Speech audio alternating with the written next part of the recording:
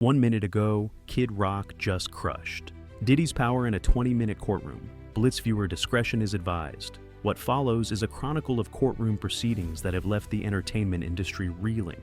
According to direct reports from inner-city press, the events detailed below unfolded without warning. On the 7th day of the federal trial against music mogul Sean Diddy Combs, a figure long considered peripheral to the hip-hop elite walked into the courtroom and detonated a truth bomb that reverberated through the empire Diddy had built. At exactly 11:12 a.m., the courtroom doors creaked open. It wasn't a clerk or a juror, it was Kid Rock. Unannounced, unguarded, and gripping a gold-clipped folder, he made his way to the front bench without a word. The atmosphere turned electric. This wasn't a musical cameo, it was an ambush of truth. Federal courts are known for their ritualistic calm. But that morning order gave way to anticipation. Eyebrows rose. Journalists leaned in. The judge, initially startled, he'd maintained poise. Then Rock spoke. "I have material I've been holding on to for years. It's time someone looked at it." The folder passed to the clerk contained no hearsay, no grainy photos. Instead, it held court-certified evidence, metadata-verified documents, sworn affidavits from ex-staffers' internal communications, and travel logs. The first bombshell, a 2017 incident report from a Miami estate, detailing how Cassie Ventura, a former artist and partner of Diddy, was prevented from leaving a party. The logs showed coded communications. "She doesn't leave until he says."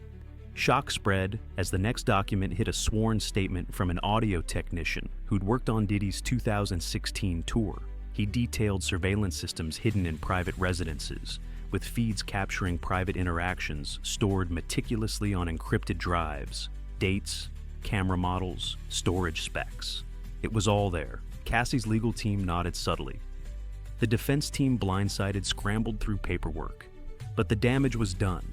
The judge allowed the evidence into record as part of a pattern of behavior demonstration. Then Rock stood again.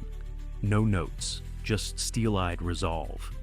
"This isn't about revenge. It's about the silence that's been weaponized in this industry.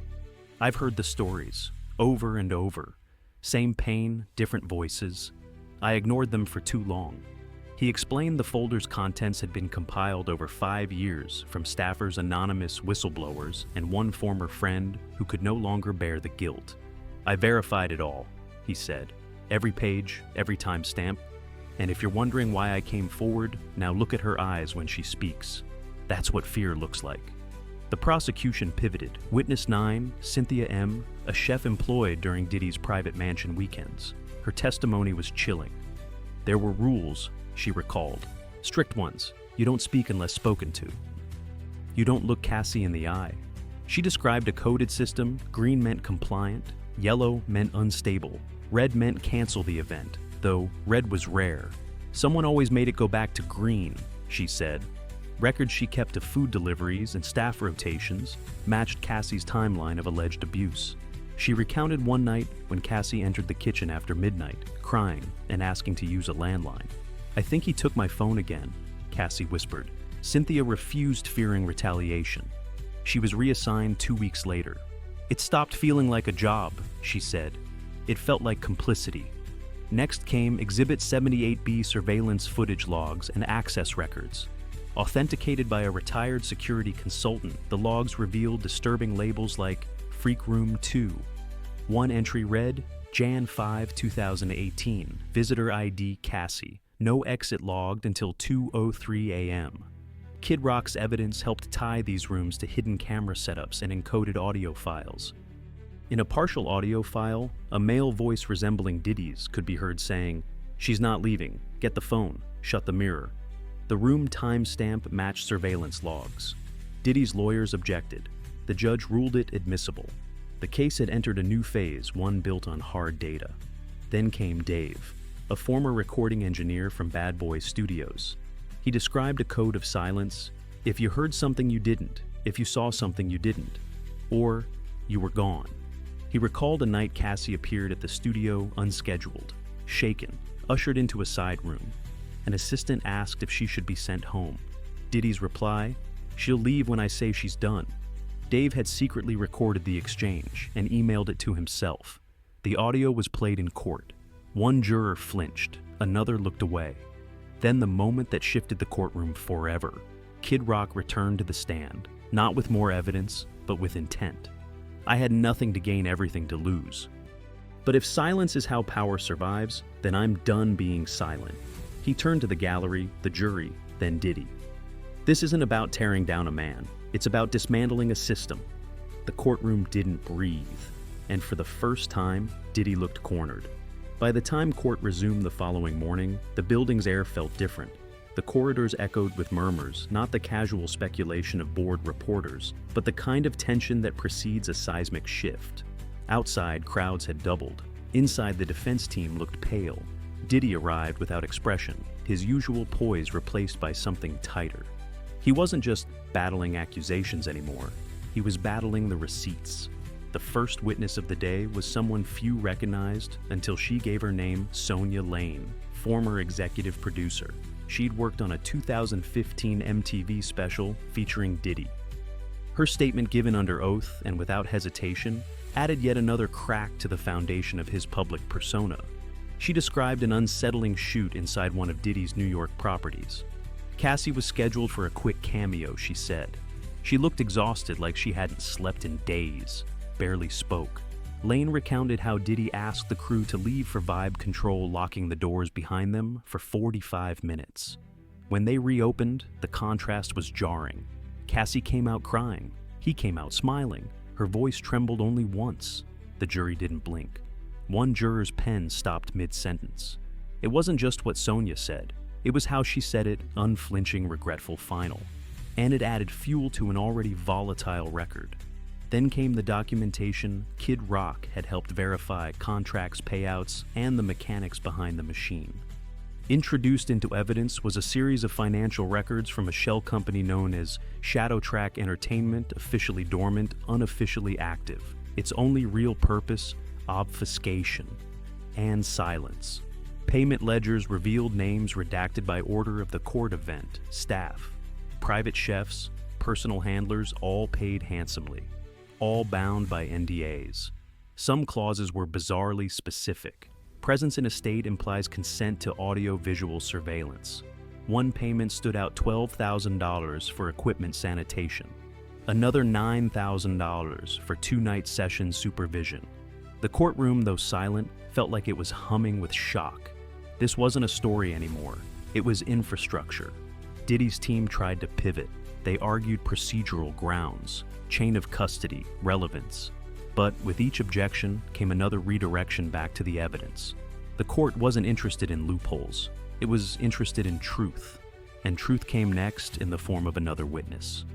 He gave only his first name, Marcus, a former security consultant turned whistleblower. His role, he explained, had been simple: manage access, maintain discretion, ensure secrecy. But he'd seen too much. There were nights where the cameras weren't just for safety, he testified. They were for control. He listed rooms by name, recalled aliases used to catalog files, confirmed that some surveillance drives were physically relocated to off-site storage. When asked why he hadn't spoken earlier, Marcus looked directly at the judge. Because I signed something that said if I did, I'd lose everything. My job, my pension, my name. But then I saw that testimony. I saw Kid Rock speak. And I knew I couldn't stay silent. That name, Kid Rock, wasn't going away. By midday, his role in the trial had evolved from unexpected interloper to key witness. He wasn't just the messenger anymore. He was the catalyst. Social media had already erupted.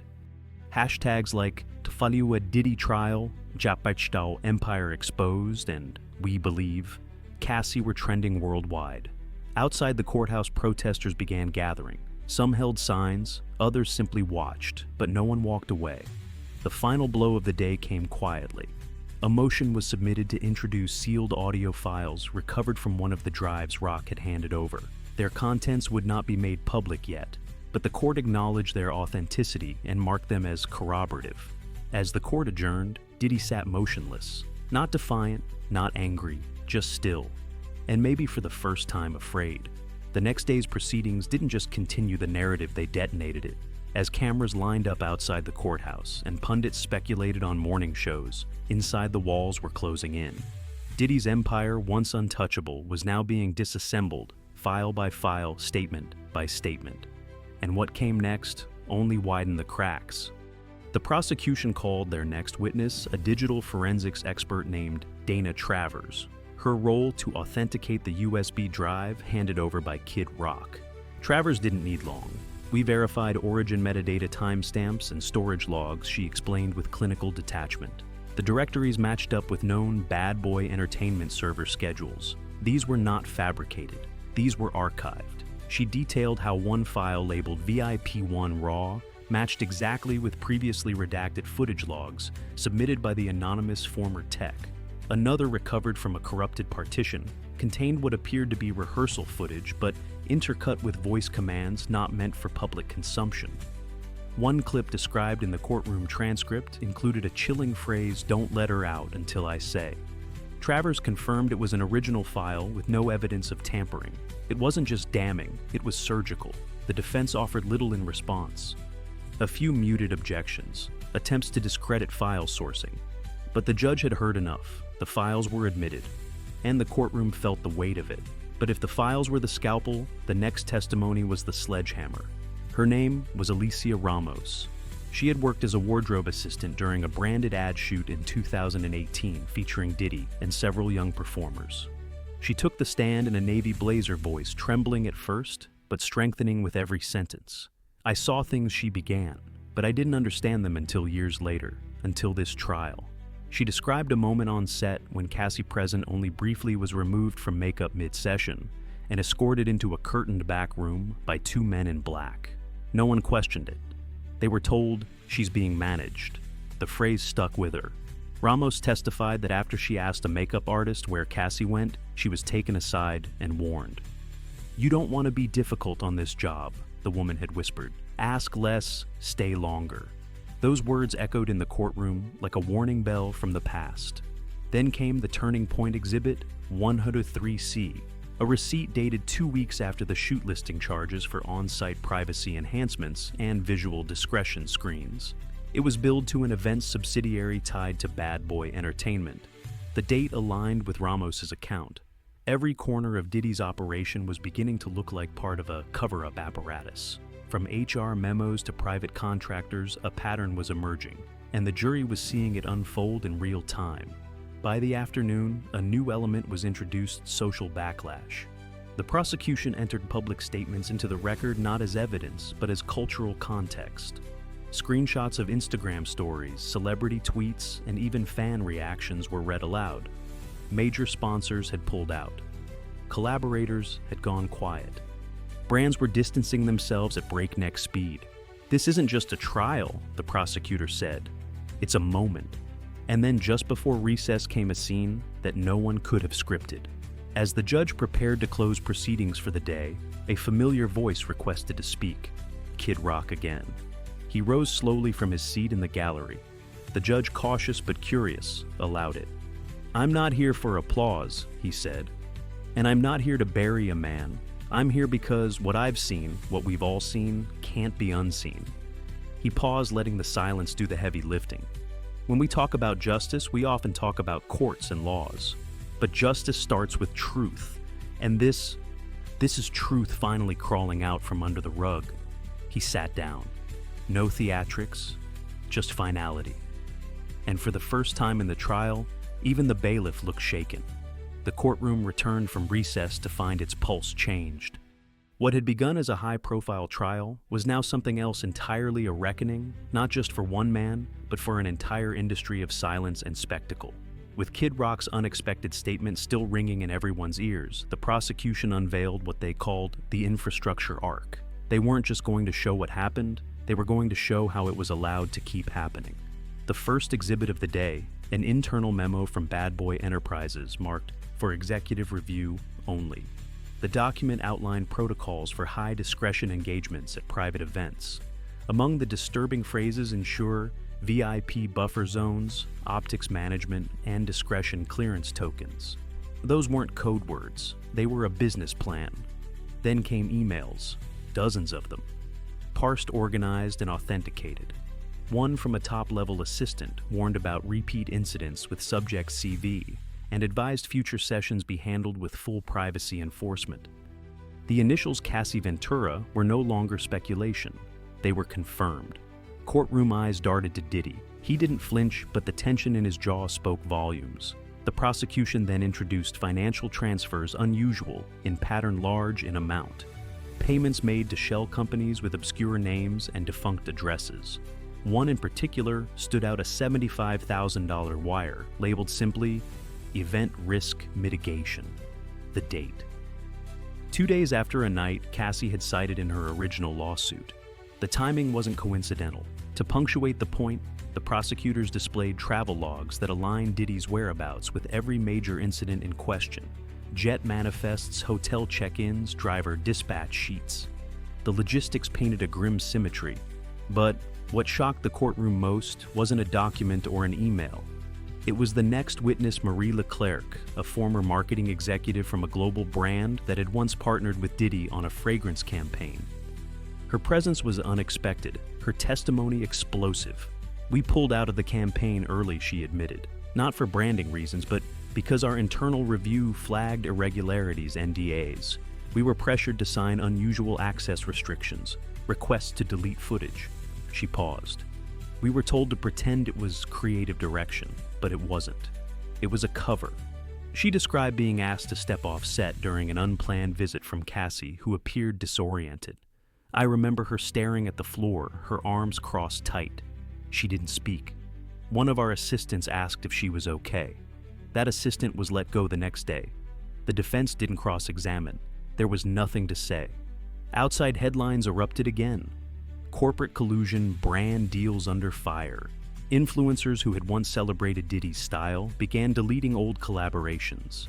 The backlash wasn't just moral, it was economic, and it was spreading. The court's final segment of the day featured testimony from a former in-house HR director under subpoena.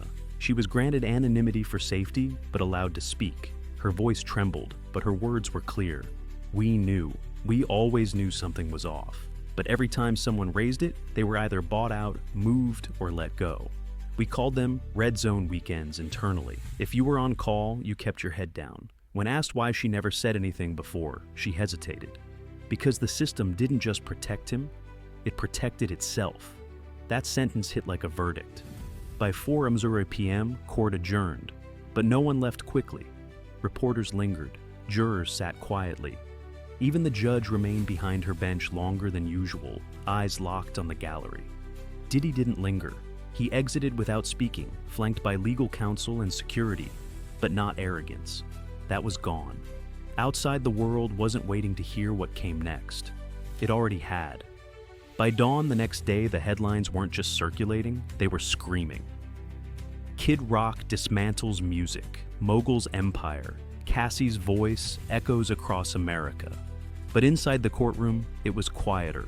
The energy wasn't less electric, it was heavier, like everyone knew the final hammer was about to fall. The judge opened the session with a clipped, formal tone, but beneath the protocol was tension, the kind that precedes something historic. The prosecution had one last witness to call, and she was unexpected. Her name was Kimberly Stone, not a celebrity, not a performer, a former intern in Diddy's operations office from the early 2010s. Her appearance on the stand was unannounced until the judge admitted an emergency filing late the previous night. Stone's testimony was a masterclass in calm devastation. I was 21, she began, new to the city, hungry to work. I didn't ask questions. I didn't even know what I was seeing until much later. She described clerical tasks, booking rentals, ordering event supplies, and updating a database that tracked attendees for Diddy's private events. But something always bothered her, the way entries were coded. Guests weren't listed by name, but by tags, V1R2 Studio X. Then came the document that stopped the courtroom. Stone had saved a spreadsheet, dated, digitally signed. It listed 36 event nights across 2 years each, with guest codes, location designations, and a field mark status update required. At the top was a memo from a higher-up that read, "Ensure VIPs are stabilized. Status, green before showtime." The crowd in the courtroom didn't gasp anymore. They just stared frozen. This wasn't hearsay, it was architecture. Kid Rock, watching silently from the gallery, never moved. But everyone felt his presence like a second gavel. By midday, the final exhibits were submitted. Corporate NDAs, session memos, payment schedules, everything tied together in a digital timeline shown on the big screen. It stretched across 5 years, testimony after testimony, file after file. Diddy didn't speak. He hadn't spoken in days. His expression was unreadable, but not impenetrable. Beneath the surface, something was breaking. And then, in a rare decision, the judge allowed closing remarks not from the attorneys, but from the woman who started it all. Cassie Ventura. She stepped forward slowly in a dark gray coat, hair pulled back, voice steady. I stayed quiet because I thought silence would keep me safe. I thought the world would never believe me. For a long time, I didn't even believe myself. She looked directly at the jury. But truth has a way of crawling through the cracks, even when it's buried under fame, under fear, under power. She turned toward Diddy. You don't get to control the story anymore. Then she sat. Her hands didn't shake. The courtroom didn't erupt. It didn't need to. Everyone already knew. Outside, the world was reacting in real time. Congressional leaders were calling for reviews of non-disclosure practices in entertainment. Record labels began issuing statements. At least 3 major platforms pulled Diddy-related content pending investigations. A producer once known for platinum hits was now being silently scrubbed from playlists. And then came the moment that sealed it. A video clip surfaced online, years old, barely noticed when first uploaded. Cassie, mid-interview, asked what advice she had for young women trying to break into the industry. Her smile didn't reach her eyes. Trust your gut, she had said. The spotlight can blind you to danger. Not every opportunity is worth it. Now those words played on every major news network. As the sun set, Diddy left the courthouse without comment, his shoulders hunched, his eyes low, surrounded by security, but more alone than ever. The empire hadn't just cracked, it had been excavated. And all it took was a voice that wouldn't stay quiet, a folder no one expected, and a rocker who refused to keep the industry's secrets any longer. This wasn't just a trial. It was the beginning of a new era. The silence was over.